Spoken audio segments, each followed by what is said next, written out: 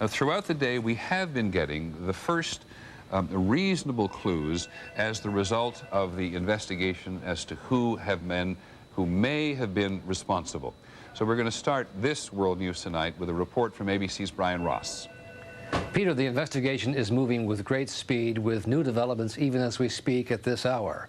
FBI agents are dusting for prints at the Dulles airport. They've carried out a search warrant at a boarding house in Hollywood, Florida. And in Germany, police in Hamburg are active tonight.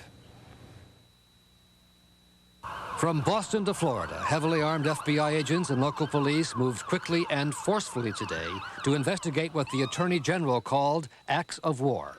The Department of Justice has undertaken perhaps the most massive and intensive investigation ever conducted in America.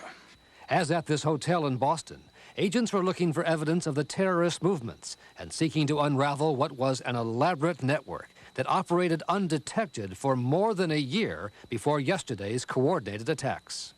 The 4 planes were hijacked by between 3 and 6 individuals per plane, using knives and box cutters, and in some cases making bomb threats. Starting last night, the FBI seized a car left at the Boston airport that led them to the identity of one of the estimated 12 terrorist hijackers, an Egyptian national by the name of Mohammed Atta.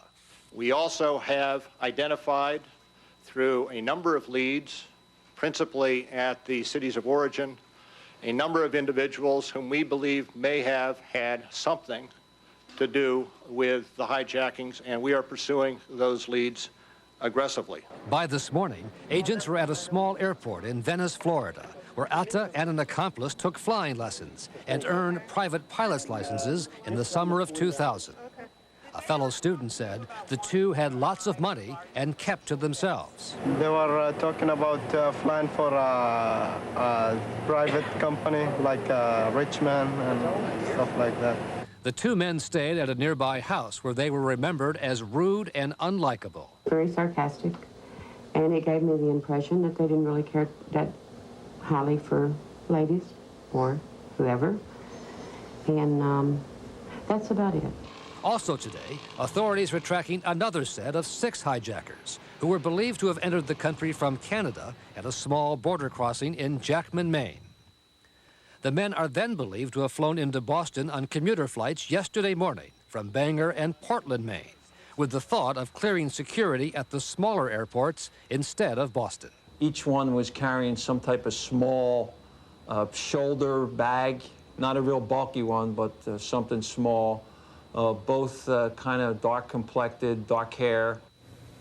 Peter, there are dozens of leads FBI agents are working on. No one has been arrested, but several people have been detained for questioning. By one estimate, as many as 50 people may have been involved in helping provide the network for the terrorists to operate in this country over the last year. Peter. Thank you much, Brian Ross, who's been working on the investigation. I don't think anybody's been working harder on this investigation than John Miller has, who has